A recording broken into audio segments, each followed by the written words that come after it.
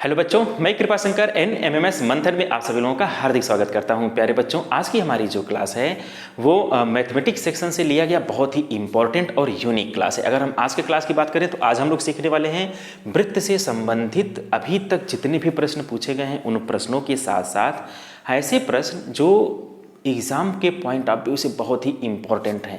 यानी हम ऐसे प्रश्नों को आज डिस्कस करेंगे जो आपके एग्ज़ाम ओरिएंटेड प्रश्न हैं, इसलिए आप इस वीडियो को स्किप बिल्कुल मत करिएगा। यानी कि आप इस वीडियो को अंत तक अवश्य देखिएगा, जिससे आपको इस टॉपिक पर एक बेहतर समझ विकसित हो सके। और अगर आपको किसी भी टॉपिक पर बेहतर समझ विकसित हो गई है तो आप एग्ज़ाम हॉल में उस टॉपिक से संबंधित प्रश्न अवश्य बना के आ पाएंगे।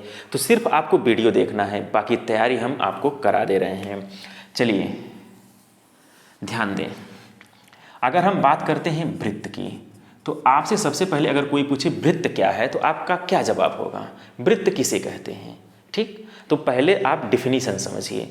वृत्त जो होता है ऐसे बिंदुओं का रास्ता होता है, ऐसे बिंदुओं का पथ होता है जो एक निश्चित बिंदु जिसे केंद्र कहते हैं, ऐसे बिंदुओं का बिंदु पथ जो एक निश्चित बिंदु से समान दूरी पर है। आप ये देखिए, ये जो बीच में एक बिंदु है इससे हर बिंदु बराबर दूरी पर होना चाहिए।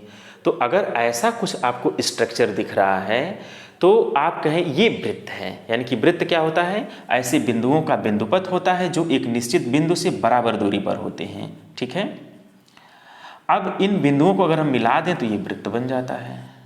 इन बिंदुओं को क्या कर दीजिए, मिला दीजिए आप इसको। यानी कि ये ऐसे बिंदु होते हैं जो काफ़ी पास पास हैं, तो ये वृत्त का रूप धारण कर लिए। अब इस वृत्त को हम दो भाग में बांट देते हैं। आप जैसे ही दो खंड में बांटेंगे तो आप देख पा रहे होंगे, एक लघु वृत्त खंड हो गया, लघु वृत्त खंड, और एक कौन सा भाग बन गया इसका? एक दीर्घ वृत्त खंड बन गया। क्या बन गया?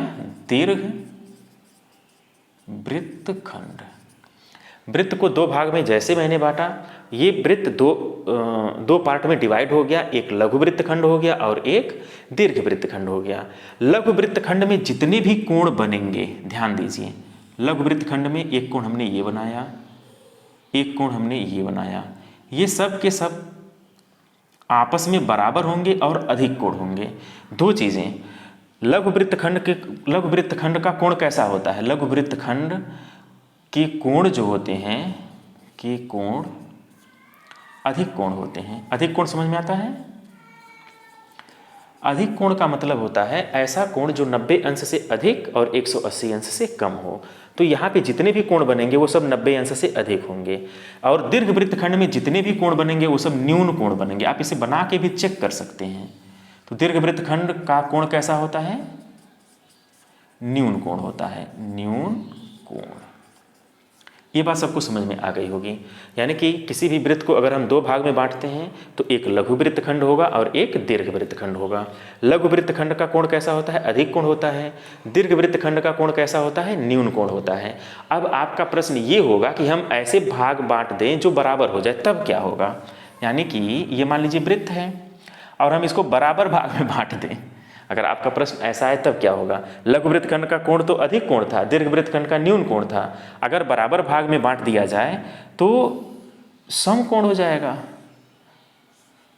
ये 90 अंश हो जाएगा। अब आपको समझ में आ गया होगा। यानी कि अर्धवृत्त अगर है तो अर्धवृत्त का कोण 90 अंश होता है।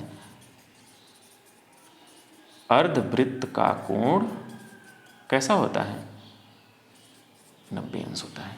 एक चीज और, यहाँ पे अर्धवृत्त में जितने भी कोण बनाएंगे सब के सब 90 अंश होंगे। ये भी 90 अंश होगा। अर्धवृत्त का कोण 90 अंश हो गया तो ये भी 90 अंश होगा। इसका मतलब ये हुआ कि एक ही वृत्त खंड के कोण बराबर होते हैं। अब यहाँ से नोट लिखें, एक ही वृत्त खंड के कोण, एक ही वृत्त खंड के कोण आपस में बराबर होते हैं। आपस में क्या होते हैं? बराबर होते हैं।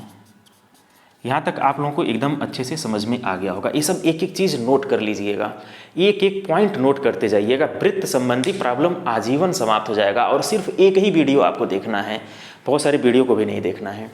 तो अभी तक हम लोगों ने देखा एक ही वृत्तखंड के, जैसे लघु वृत्तखंड में ये दोनों कोण आपस में बराबर होंगे, ये दोनों कोण आपस में बराबर होंगे। जैसे मान लीजिए ये न्यून कोण है, अगर ये x अंश है तो ये भी क्या हो जाएगा, x अंश होगा। अगर ये 45 है तो ये भी 45 हो जाएगा, ये 60 है तो ये भी 60 हो जाएगा, ये 110 है तो ये भी 110 हो जाएगा। यहाँ तक कोई समस्या आपको नहीं आई होगी। तो हमने आपको क्या बताया, लघु वृत्तखंड, दीर्घ वृत्तखंड और अर्धवृत्त, 3 चीज़ें हमने यहाँ पे डिस्कस कर दिया है। अब आपको हम बता दें, एक होता है लघु चाप और एक होता है दीर्घ चाप। चाप यानी कि आर्क, इसको पहले हम लोग समझते हैं। चाप क्या, जैसे मान लीजिए वृत्त है, ठीक, और इस वृत्त में ए को अगर हम यहाँ से ऐसे कट कर दें, तो अगर हम इस दूरी की बात करें, ध्यान दीजिएगा, ये जो दूरी है, ठीक है, ये है लघु चाप। ये जो दूरी है, सिर्फ ये दूरी, इस दूरी को कहेंगे लघु चाप। और इसके अलावा शेष जो परिधि बच रही है उसे कहेंगे दीर्घ चाप। लघु चाप और दीर्घ चाप दोनों जोड़ देंगे तो ये परिधि के बराबर हो जाएगा। अगर किसी वृत्त का लघु चाप और दीर्घ चाप दोनों को मिला दिया जाए तो हमें परिधि मिल जाती है, वृत्त की परिधि हो जाएगा। यानी कि ये जो किनारे किनारे जितनी दूरी है वो क्या होता है, परिधि होता है। तो लघु चाप और दीर्घ चाप मिला देंगे तो परिधि के बराबर हो जाएगा। अब एक ही वृत्तखंड के कोण बराबर होते हैं, ये बात हम लोगों ने सीख लिया है कि एक ही वृत्तखंड के कोण आपस में बराबर होते हैं। अब ये जो लघु चाप है, लघु चाप के द्वारा यानी कि किसी भी चाप के द्वारा केंद्र पर बना कोण, ये केंद्र है। जैसे लघु चाप है, इसके द्वारा केंद्र पर बना कोण, ये केंद्र पर कोण बन गया। केंद्र पर कोण मान लीजिए 120 अंश बन गया या x अंश बन गया, जो भी है। तो किसी भी चाप के द्वारा केंद्र पर बना कोण उसी चाप के द्वारा शेष परिधि पर बने कोण का दुगुना होता है। किसी भी चाप के द्वारा केंद्र पर जो कोण बनता है वो उसी चाप के द्वारा, अब देखिए, अब शेष परिधि की हम बात कर रहे हैं। अब ये शेष परिधि है, शेष परिधि में कहीं भी कोण बन जाए, यहाँ बन जाए, यहाँ बन जाए, जैसे मान लीजिए ये 60 अंश है अगर, तो ये भी क्या होगा, 60 अंश होगा, क्योंकि एक ही वृत्तखंड के कोण हैं। और ये 60 अंश है तो ये केंद्र का कोण क्या हो जाएगा, ये 120 अंश हो जाएगा। अब आपको बिल्कुल चीज़ें क्लियर हो गई होंगी कि ये कोण 60 अंश है तो केंद्र कोण दुगना हो जाएगा। तो किसी भी चाप के द्वारा केंद्र पर बना कोण उसी चाप के द्वारा शेष परिधि पर बने कोण का दुगना होता है। ठीक, यहाँ तक आपको बात समझ में आ गई होगी। अब हम बात करते हैं, जैसे मान लीजिए ये वृत्त है, ठीक, और इस वृत्त की ये जीवा है, इस वृत्त की ये जीवा है और ये केंद्र है। तो केंद्र से जीवा पर अगर हम लंब डाल दें, ये ए बी इसकी जीवा हो जाएगी। इस वृत्त की जीवा को हम क्या कहेंगे, ए बी कहेंगे। और ये केंद्र है, केंद्र का नाम हम ओ दे रहे हैं। ओ से इस ए बी पर अगर आप लंब डालिए, लंब का मतलब परपेंडिकुलर ड्रा कर दीजिए, तो इसको ये 2 भाग में बांट देता है। यानी कि केंद्र से जीवा पर डाला गया लंब जीवा को 2 भाग में बांट देता है। ये बात आपको बिल्कुल अच्छी तरह से समझ में आ जानी चाहिए। और यहाँ से बहुत सारे प्रश्न पूछे जाते हैं और यहीं पे पाइथागोरस प्रमेय का भी जिक्र होता है। तो आप ध्यान से देखें, अगर मान लीजिए आपको ये जीवा पता है तो आप यहाँ पे लंब बता सकते हैं, और ये जो त्रिज्या है वो कर्ण का काम करती है। ठीक, तो हम आपको यहाँ से थोड़ा सा हट के इससे हम बताते हैं कि पाइथागोरस त्रिक क्या होता है, क्योंकि उसका भी हमें यहाँ यूज करना है।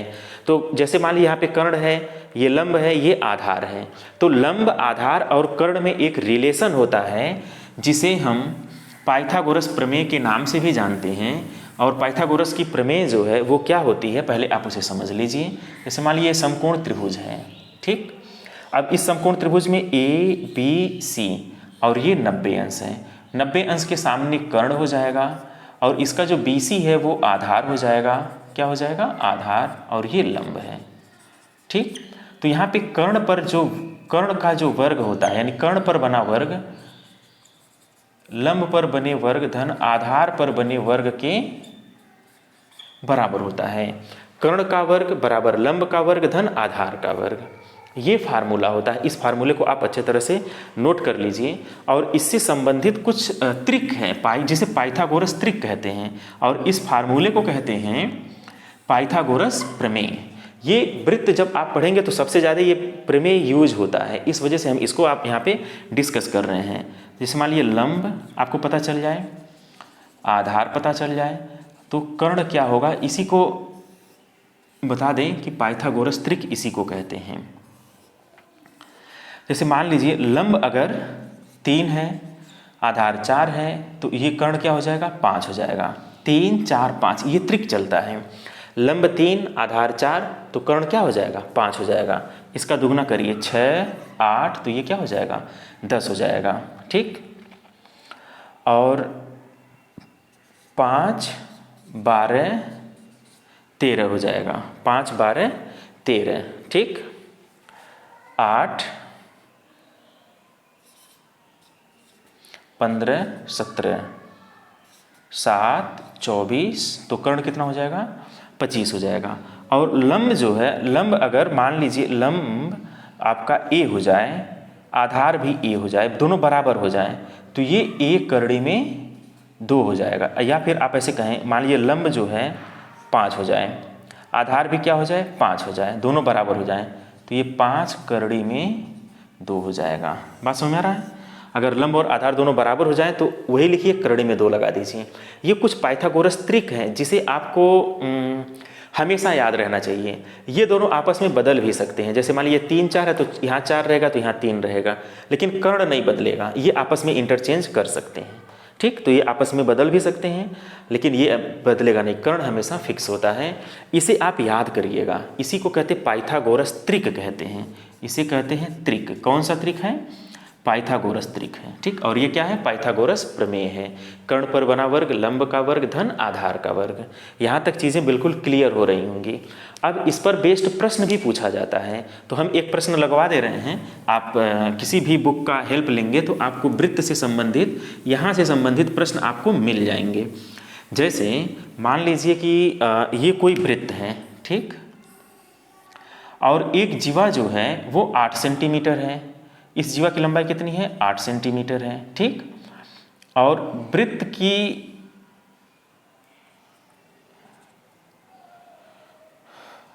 यहां से आप लंब डाल दीजिए, तो ये 3 सेंटीमीटर दिया है, तो वृत्त की त्रिज्या बतानी है, r = वाट।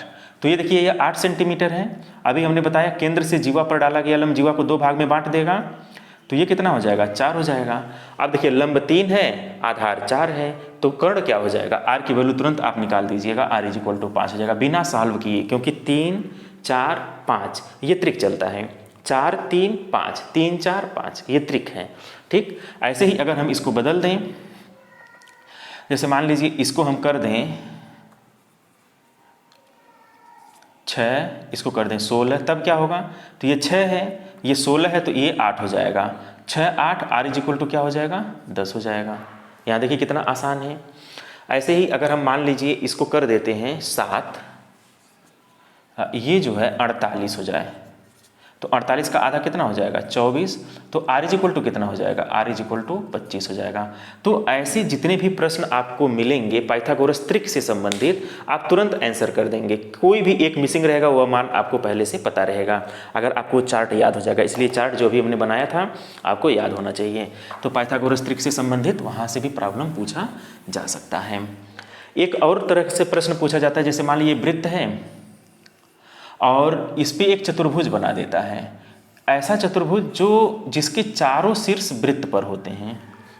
ऐसा चतुर्भुज जिसके चारों शीर्ष कहाँ पे होते हैं? वृत्त पे होते हैं। ध्यान दीजिए, जैसे मान लीजिए ए है, बी है, सी है, डी है, तो ऐसा ये चतुर्भुज ऐसा है, इसके चारों शीर्ष वृत्त पर हैं। तो इस चतुर्भुज का नाम हो जाएगा चक्रीय चतुर्भुज। क्या नाम हो जाएगा? चतुर्भुज। ठीक है, कौन सा चतुर्भुज हो गया? चक्रीय चतुर्भुज। चक्रीय चतुर्भुज की विशेषता होती है सम्मुख कोण का जो योगफल होता है वो 180 अंश होता है, यानी कि कोण A + कोण C = 180 अंश। ऐसे ही कोण B और कोण D का भी मान कितना हो जाएगा? 180 अंश होगा। अब देखिए कितना आसान है। जैसे मान लीजिए ये सपोज ये 80 अंश है, तो ये कितना होगा? ये 100 अंश हो जाएगा। क्योंकि दोनों का योग 180 अंश होता है। अगर ये वृत्त के अंदर है, मतलब वृत्त पर है चारों शीर्ष, अगर ये 80 है तो ये 100 हो जाएगा, ठीक है ना। अगर ये 90 है तो ये भी 90 हो जाएगा, मतलब जोड़ने पे 180 अंश होना चाहिए। बस ये चीज़ आपको ध्यान रहे, एक पता चल जाए दूसर का 180 में से घटा के निकाल लीजिएगा। तो चक्रीय चतुर्भुज से संबंधित प्रश्न को पूछा जाता है यहाँ से, ठीक है। तो ये कुछ बेसिक चीज़ें थी वृत्त से संबंधित जो हमने आपसे डिस्कस किया है। यहाँ पे एक चीज़ हम आपको और बता दें, जैसे मान लीजिए ये वृत्त है, ठीक। अभी हमने बताया कि ये केंद्र कोण है, ये परिधि पर इसी चाप के द्वारा अगर हम परिधि की बात करें तो इस पर बने कोण का ये क्या होता है, दुगुना होता है। ये चीज़ आपको समझ में आ गया। इसका मतलब ये हुआ इस चाप के विपरीत ये कोण है। जैसे मान लीजिए ये चाप नीचे की तरफ है ना, देखिए ये चाप नीचे की तरफ है और ये जो कोण है आप ऐसे समझिए 2x जो है ये केंद्र कोण है और ये नीचे की तरफ है, तो यहाँ पे जो कोण है ये देखिए ऊपर की तरफ है, यहाँ पे x अंश ये आधा होगा या इसका ये दुगना होगा, ठीक। अगर इसको थोड़ा सा उल्टा बना दिया जाए, इस तरह से बना दिया जाए तो कैसे आप इसको गेस करेंगे। जैसे मान लीजिए वृत्त है, ठीक है, और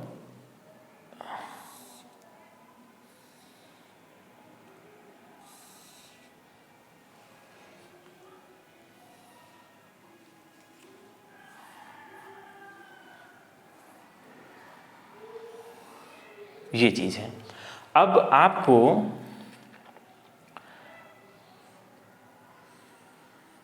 ये कोण पता है, मान लीजिए ये कोण x अंश है, तो ये कोण कितना हो जाएगा। आप सोचेंगे कि इसका ये आधा हो जाएगा, लेकिन ऐसा नहीं है।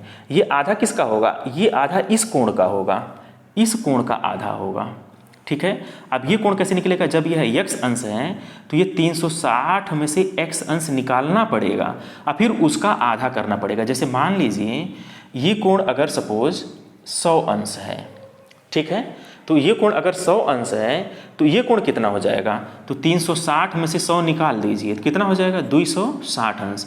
अब 260 का आधा करेंगे तब ये कोण आपको पता चल पाएगा ये कितना होगा। ये चीज़ थोड़ा सा आपको ध्यान रखना है। बाकी चक्रीय चतुर्भुज से संबंधित प्रॉब्लम्स को ध्यान रखना है तो आप क्वेश्चन आसानी से लगा लेंगे। इस पर प्रॉब्लम हमने रखे हैं इसमें, तो अभी हम जब सॉल्व करवाएंगे तो आपको और बेहतर समझ में आएगा। चलिए शुरू करते हैं आज की जो इम्पोर्टेंट प्रश्न है उसकी कड़ी। कैसे आपको सॉल्व करना है, खूब ध्यान से देखिए। क्या ये जो दोनों कोण बने हैं, देखिए एक ही वृत्तखंड में है, ये लघु वृत्तखंड है और ये दीर्घ वृत्तखंड है। तो दीर्घ वृत्तखंड में कोण ये देखिए न्यून कोण हुआ 70 अंश है और आपसे पूछ रहा है x अंश का मान बताइए। तो क्या x अंश बराबर क्या हो जाएगा, देखते ही आप आंसर कर देंगे। इसमें कहीं कोई टाइम लगा, जरा सा भी आपको समय नहीं लगा, आप इसका आंसर कर पा रहे हैं। ये 70 अंश है तो ये x बराबर 70 अंश हो जाएगा।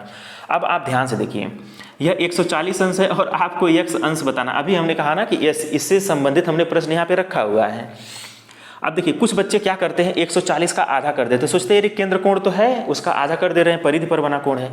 ऐसा नहीं है, शेष परिधि पर बने कोण का, जैसे मान लीजिए केंद्र कोण क्या है, x अंश के लिए केंद्र कोण ये हो जाएगा। बात समझिएगा, इसका अपोजिट होता है। हम ऐसे समझाएं तो और अच्छा समझ में आ जाएगा। जैसे मान लीजिए वृत्त है, ये जो केंद्र कोण है ये x अंश है, ये केंद्र कोण है। इसके लिए शेष परिधि पर, यानी कि इसके अलावा ये नहीं, इसके अलावा ये चीज उल्टा हुआ कि नहीं हुआ, वैसे ही यहाँ पे जो भी कोण रहेगा, इस कोण के लिए मान लीजिए ये 30 अंश है या जो भी है, इस 30 अंश के लिए केंद्र कोण क्या है, इसका उल्टा है। ऐसे ही x अंश के लिए केंद्र कोण क्या हो जाएगा, बाहर वाला हो जाएगा, ये नहीं रहेगा। अब आपको समझ में आ गया कि आ गया होगा। 30 अंश के लिए केंद्र कोण ये नहीं होता है, अपोजिट डायरेक्शन वाला होता है। अगर इतनी बात आपको समझ में आ जाए तो आप तुरंत आंसर कर देंगे। जैसे यह 140 अंश है, अब इस x अंश के लिए केंद्र कोण क्या हो जाएगा, ये ऊपर हो जाएगा। अब ये ऊपर वाला कोण कैसे निकलेगा, 360 माइनस 140। अब 360 में से 140 घटा दीजिए। अब इसे देखिए यहाँ हो जाएगा 20, 3 में से 1 जाएगा 2, 220 अंश हो जाएगा। और x अंश क्या हो जाएगा, 220 बटे 2, तो 2 एकम 2, 2 एकम 2, 110 अंश। तो यहाँ से x अंश की जो वैल्यू आएगी वो आ जाएगी 110 डिग्री। देखिए कितना आसानी से लगा। इसकी प्रैक्टिस जरूर कर लीजिएगा। यहीं पे आके बच्चे गलत कर देते हैं। ज़्यादातर बच्चे ये सोचते हैं कि 140 का आधा, वो भी ऑप्शन में रहता है, बच्चे उसी को टिक करके चले आते हैं और क्वेश्चन गलत हो जाता है। देखिए कहीं कुछ बहुत दिमाग नहीं लगाना है। बहुत अच्छा क्वेश्चन ये हमने सेलेक्ट किया है। देखिए ये 20 अंश है और ये 30 अंश है और आपसे कह रहा है x अंश का मान बताइए, पूछा हुआ क्वेश्चन है। अब आप हमें बताएं, जैसे मान लीजिए वृत्त की त्रिज्या है, तो वृत्त की त्रिज्या आपस में क्या होती हैं, बराबर होती हैं। तो इस त्रिभुज की बात करें अगर हम, तो ये भी और ये दोनों त्रिज्या हैं, ये O है, OBA, ये कैसा त्रिभुज है, समद्विबाहु त्रिभुज हो गया। क्योंकि इसकी दो भुजाएं आपस में बराबर हैं तो ये कैसा त्रिभुज माना जाएगा, समद्विबाहु त्रिभुज माना जाएगा। और समद्विबाहु त्रिभुज की विशेषता होती है कि उसके जो भुजाएं बराबर होती हैं सम्मुख कोण भी बराबर होते हैं। तो ये भी कितना हो जाएगा, ये भी 20 अंश हो जाएगा। उसी तरह से ये और ये बराबर हैं, तो ये अगर 30 अंश का कोण है तो ये कितना हो जाएगा, ये 30 अंश का कोण हो जाएगा। अब दोनों मिला दीजिए, जब दोनों मिलाएंगे 30 20 50 अंश का कोण हो जाएगा। अगर आपसे ये कहे कि BAC कोण BAC बताइए, तब तो वो हो जाएगा 20 + 30 यानी कि 50 अंश। लेकिन अगर आपसे कह रहा है यहाँ पे x अंश का मान बताइए, तो ये देखिए ये परिधि पर बना कोण है, शेष परिधि पर, देखिए जिस चाप के द्वारा केंद्र पर बना कोण है उसके अलावा शेष परिधि पर बना कोण है, तो ये x अंश कितना हो जाएगा, उसका दुगुना हो जाएगा। ये 50 अंश है तो x अंश कितना हो जाएगा, 100 डिग्री हो जाएगा, 50 का दुगुना हो जाएगा। अब आपको समझ में आ गया होगा कि किसी चाप के द्वारा केंद्र पर बना कोण उसी चाप के द्वारा शेष परिधि पर बने कोण का दुगुना होता है। तो शेष परिधि पर 50 अंश तो केंद्र पर 100 अंश। कितने सारे प्रश्नों का यह आंसर यहाँ पे आपको मिल चुका है। और ये समद्विबाहु त्रिभुज है इसलिए ये 20 अंश है तो ये 20 अंश होगा, ये 30 अंश है तो ये 30 अंश होगा। दोनों जोड़ लेंगे 50 अंश हो जाएगा, उसका दुगुना कर देंगे तो 100 अंश हो जाएगा। बहुत ही अच्छा क्वेश्चन था ये। सेम इसी तरह का क्वेश्चन ए भी आ गया। देखिए x अंश का आपको मान बताना है, तो जरा इसका मान निकाल के कमेंट बॉक्स में बताइए। सेम यही प्रॉब्लम ये है।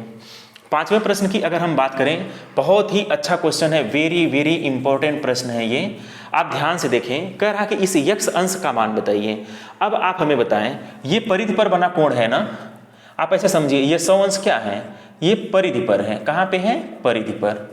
तो परिधि पर बना कोण है तो इसके लिए केंद्र कोण क्या हो जाएगा, अपोजिट डायरेक्शन। तो जिसके द्वारा ये परिधि पर बना कोण है उसके अपोजिट डायरेक्शन यानी कि ये केंद्र कोण हो जाएगा इसके लिए।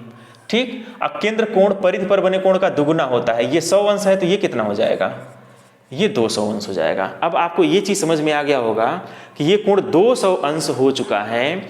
तो ये कोण कितना होगा, अंदर वाला कोण कितना हो जाएगा, अंदर वाला कोण की अगर हम बात करें तो ये 200 है तो 360 में से 200 निकाल दीजिए। तो जब 360 में से 200 निकालेंगे तो कितना हो जाएगा, 160 अंश। कितना हो जाएगा, 160 अंश हो जाएगा। तो ये कोण कितना हो जाएगा, अंदर वाला 160 अंश हो जाएगा। ठीक, अब जब ये 160 अंश हो जाएगा और वही सेम चीज जैसे यहाँ पे दोनों त्रिज्या था ना, ऐसे ही आप देखिए ये दोनों क्या हैं, त्रिज्या हैं। और ये जो त्रिभुज बन रहा है अगर हम इसका नामकरण कर दें ABC, तो ये जो AOC ये जो त्रिभुज है, त्रिभुज AOC कैसा त्रिभुज है, AOC समद्विबाहु त्रिभुज है, समद्विबाहु त्रिभुज है। तो जब ये समद्विबाहु त्रिभुज है तो ये कोण और ये कोण दोनों आपस में बराबर होंगे। और एक कोण आपको पता चल चुका है 160 अंश है। और त्रिभुज के तीनों अंतःकोणों का योगफल कितना होता है, 360 होता है। त्रिभुज के तीनों अंतःकोणों का योगफल 360 होता है। अब 360 में से 160 निकाल दीजिए। 360 में से 160 जब आप निकाल देंगे तो कितना आ जाएगा, 200। अब आपको इतनी बात समझ में आ गई, सॉरी 180, वेरी सॉरी। त्रिभुज के तीनों अंतःकोणों का योगफल कितना होता है, 180 अंश होता है। अब 180 अंश में 160 निकाल दीजिए तो ये 0, 8 में से 6 जाएगा 2 हो जाएगा, 8 में से 6 जाएगा 2 हो जाएगा। तो कितना हो जाएगा, 160 निकाल देंगे तो 20 अंश बचेगा। तो यानी कि इसका और इसका योगफल कितना हो जाएगा, 20 अंश हो जाएगा। तो x अंश कितना निकल के आ जाएगा, 10 अंश निकल के आ जाएगा। आप ऐसे समझिए ये अकेले 160 अंश है, तीनों मिला देंगे तो 180 अंश हो जाएगा। अब चूंकि यह अकेले 160 है तो बचा कितना, 20 अंश बचा। अब 20 में ये दोनों बराबर हैं क्योंकि समद्विबाहु त्रिभुज है, इसलिए ये भी 10 अंश हो जाएगा और ये भी 10 अंश हो जाएगा। तो देखिए कितना आसान है इसको समझना। अब ये क्वेश्चन है, आई होप आपको ये समझ में आ गया होगा। इसको थोड़ा मिला देते हैं, ठीक। इसको जैसे ही आप मिलाएंगे, देखिए ये पिछले ही साल अभी क्वेश्चन पूछा हुआ था, ये 2022-23 का क्वेश्चन है, 2022-23। खूब ध्यान से देखिए, कह रहा है यहाँ पे यक्ष अंश का मान बताइए। किसका मान बताना है? यक्ष अंश का मान बताना है। हम आपको बता दें कि जैसे मान लीजिए ये कोई वृत्त है, ठीक, और ये केंद्र है, ये केंद्र है, और यहाँ कोई स्पर्श रेखा गई है, तो केंद्र और स्पर्श रेखा के बीच में 90 अंश का कोण होता है, ठीक। ऐसे ही देखिए ये जो है PT जो है, PT ये स्पर्श रेखा है। कैसी रेखा है? स्पर्श रेखा। और ये QT भी स्पर्श रेखा है। QT भी क्या है? स्पर्श रेखा है। अब स्पर्श रेखा की विशेषता ये होती है कि अगर हम इसको मिला दें तो ये कोण कितने अंश का होता है? 90 अंश का होता है। तो ये कोण कितने अंश का हो जाएगा? 90 अंश का हो जाएगा। अब आप देखिए POQT एक चतुर्भुज है, POQT क्या है? चतुर्भुज है। POQT कैसा क्या है? चतुर्भुज है। अब POQT जब चतुर्भुज है जिसमें 3 कोण आपको पता है, ठीक, ये 90 और ये 90, 180, और इसका मतलब अब आपको x अंश निकालना है। तो x अंश जब भी आप निकालेंगे तो कैसे निकालेंगे? अगर 3 कोण पता है, चौथा कोण निकालना है, तो तीनों जोड़ के 360 में घटा दीजिए। एक तरीका हो गया। दूसरा तरीका ये है कि ये 90 180 अंश हो गया, यानी कि अब इसका और इसका योगफल भी अब 180 अंश होगा, क्योंकि 360 अंश होना चाहिए। तो 120 और x ये दोनों मिला देंगे, 120 प्लस x, ये भी 180 अंश होना चाहिए, क्योंकि 90 तो 180 ऑलरेडी हो ही चुका है। और कुल मिला के 360 होना है, तो 120, तो x अंश बराबर कितना हो जाएगा? 180 माइनस 120 बराबर 60 अंश। देखिए कितना अच्छा क्वेश्चन हुआ था, मतलब देखते ही बच्चा आंसर कर देगा कि ये 90 ये 90। ये प्रॉपर्टी है कि स्पर्श रेखा और त्रिज्या के बीच में हमेशा 90 अंश का कोण बनता है। स्पर्श रेखा और त्रिज्या के बीच में 90 अंश का कोण बनता है, तो ये दोनों 90 अंश हो गया। तो ये और ये तो 180 अंश हो चुका, हट गया। अब इसका योग भी 180 होगा, क्योंकि सब मिलाएंगे 360 होना चाहिए। तो यहाँ से x बराबर कितना निकल के आ जाएगा? 60 अंश निकल के आ जाएगा। देखिए कितना आसानी से आप इसे लगा पा रहे हैं या बता पा रहे हैं।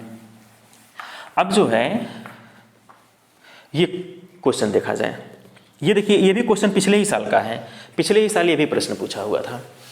अब कह रहा है कि x अंश का मान बताइए और y अंश का मान बताइए, आपको दोनों मान बताना है। तो आप हमें बताएं कि ये इस चाप के द्वारा केंद्र कोण आपका क्या हो जाएगा? 130 अंश। तो शेष परिधि पर जो बना कोण है वो क्या हो जाएगा? 130/2 हो जाएगा। अब 130 का आधा, 2 6 12, 1 13, 2 5 10, तो ये हो जाएगा 65 अंश। तो यक्ष अंश का मान कितना निकल के आ गया? 65 अंश निकल के आ गया। अब इसका कुछ नाम दे दिया जाए, ABCD। हाँ, आप ध्यान से देखिए, ABCD ये चक्री चतुर्भुज है। चतुर्भुज ABCD कैसा है? चक्री है, चक्री चतुर्भुज है। तो जब ये चक्री चतुर्भुज है तो x प्लस वाई का मान कितना होना चाहिए? 180 अंश होना चाहिए, जिसमें x बराबर कितना है?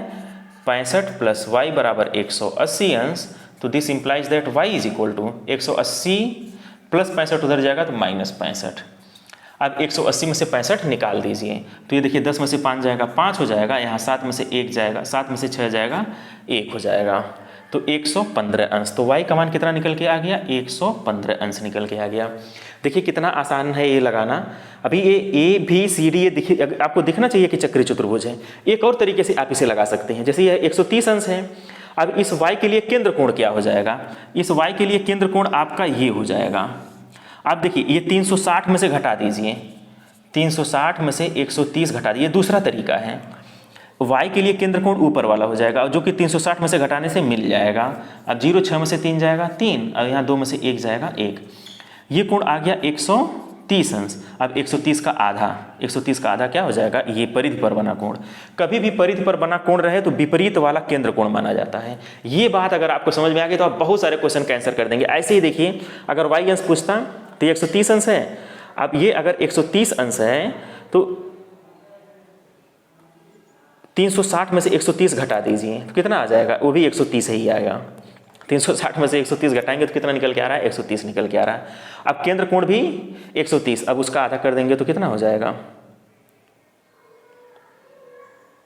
सॉरी 130 कैसे आएगा? 230 हो गया, सॉरी वेरी सॉरी, हाँ 230। अब 230 का आधा करेंगे तो 115 अंश आ जाएगा, ठीक है ना। तो इस तरह से देखिए कितना आसानी से आप इसे समझ पा रहे हैं और आसानी से आप इसे लगा भी पाएंगे। ये क्वेश्चन तो बिल्कुल आसान है। कह रहा है ये 80 अंश है तो y बराबर, चूंकि ये चक्री चतुर्भुज है तो y बराबर 100 अंश हो जाएगा, क्योंकि 100 और 80 मिला के 180 अंश हो जाएगा। ये 85 अंश है तो ये कितना हो जाएगा?